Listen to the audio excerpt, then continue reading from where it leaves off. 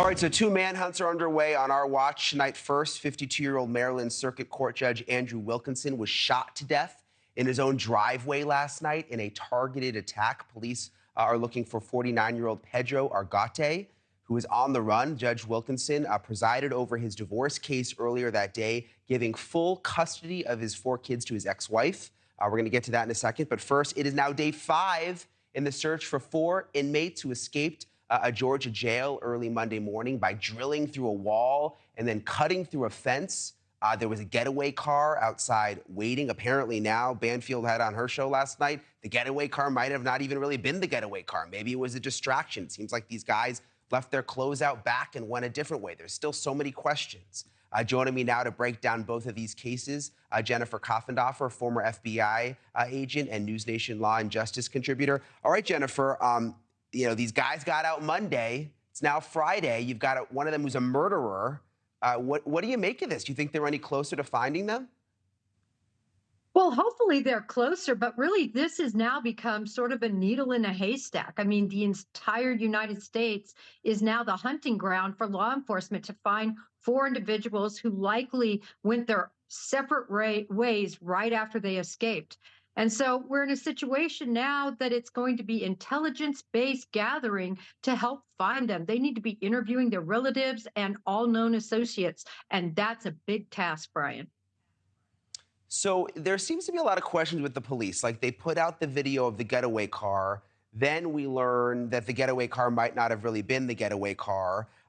There was the victim's brother, the guy accused of murder, the victim's brother, says police didn't even reach out to that family until yesterday about all of this. And they've been on edge, obviously, with the whole thing. I mean, do you think police have sort of dropped the ball here?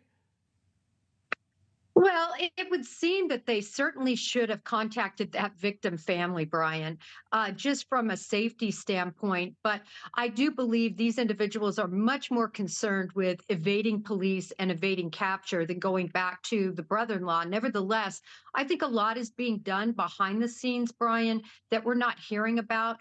But to your point, why aren't we hearing about this?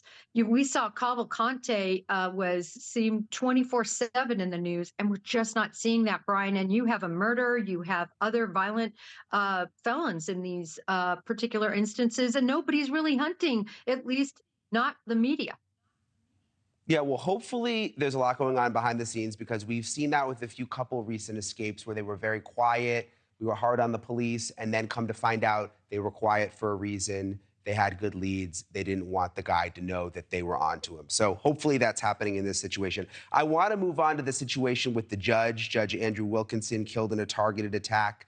So awful. I mean, apparently with the divorce case. What more do we know about that, Jennifer? Well, that situation is really concerning. First of all, there was a protective order that the wife or ex-wife tried to get, and actually it was denied, Brian. And so clearly the individual that was closest to him knew his proclivity to violence.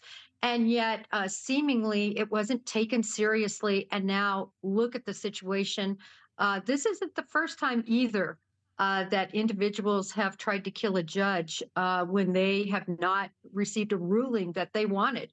So, Brian, you know, people who are judges, who are law enforcement, and who are attorneys are definitely the focal point for people when it doesn't go their way. Well, let's hope that they're going to go after this guy. I mean, obviously they are. Apparently took off in a silver Mercedes. And you know, when it's a judge involved, you'd have to imagine they've got the feds helping out and must be really, really on the hunt for this guy. But again, with that situation too, we haven't gotten a ton of information. So we're going to have to stay on both very closely. We know you will, Jennifer. It's always good to see you on a Friday night. Jennifer Coffindaffer, thanks so much for joining us. Great to see you, Brian. Hey, thank you for watching. Please go to newsnationnow.com, newsnationnow.com, and you can find NewsNation on your television provider. And don't forget to click the red subscribe button down below. Then you will get more of NewsNation's fact-driven coverage.